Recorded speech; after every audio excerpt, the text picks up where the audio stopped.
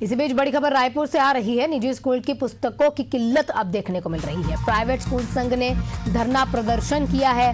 भनपुर स्थित book depot में ये प्रदर्शन लगातार जारी है। प्राइवेट स्कूल संघ का ये प्रदर्शन लगातार जारी है क्योंकि किताबों की किल्लत हो रही है और उस कारण लोग परेशान हैं, शिक्षक परेशान है, स्टूडेंट्स परेशान है। अंत में आके अब प्रदर्शन किया जाता है, अपनी आवाज़ वहाँ पर कहीं ना कहीं बुलंद करने की कोशिश की जाती है कि किताबों की किल्लत से हम परेशान हो चुके हैं, हमारे बच्चों के जो भविष्य है वो कहीं ना कहीं संकट पे है।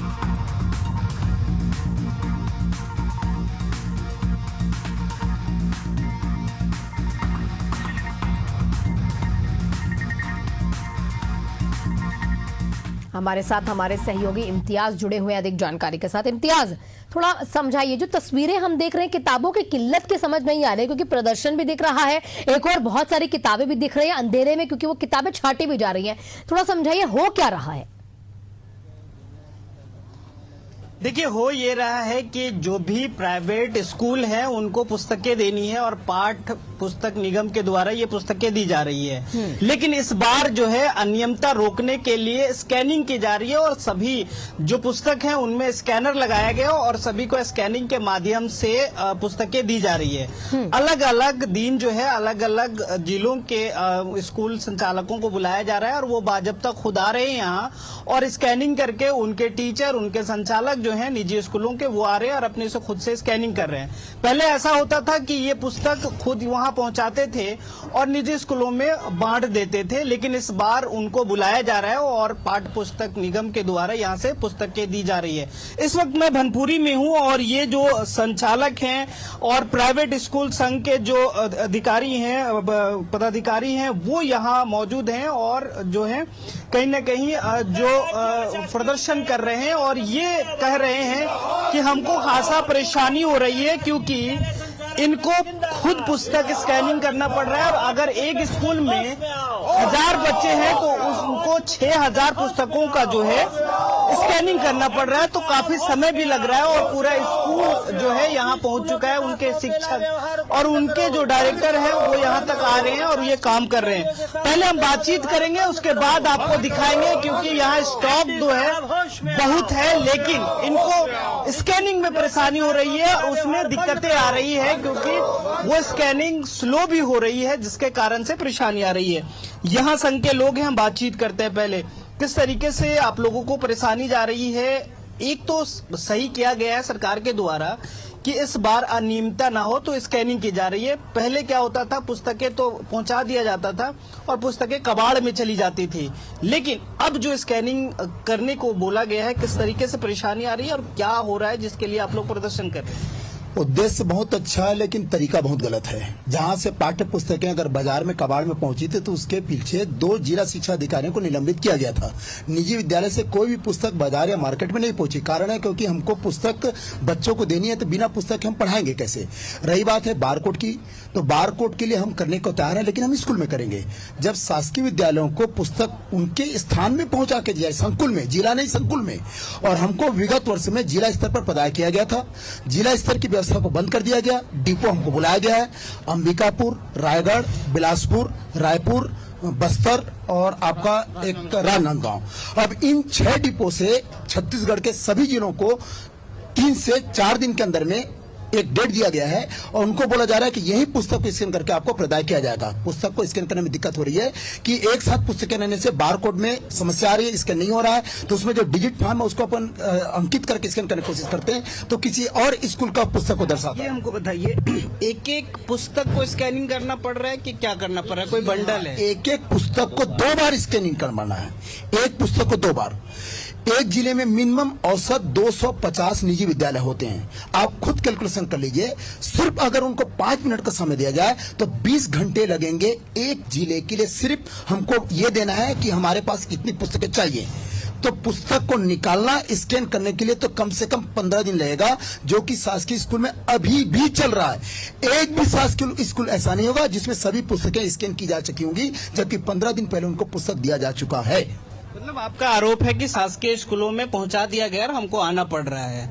अच्छा, अब आप लोगों को क्या मांग है, किस तरीके से आप लोग मांग कर रहे हो, प्रदर्शन कर रहे हो, और आप ये भी कह रहे हैं कि मुख्यमंत्री को बदनाम करना बंद करें, तो क्या निगम की लापरवाही, शासन के द्वारा तो आदेश आया है ये?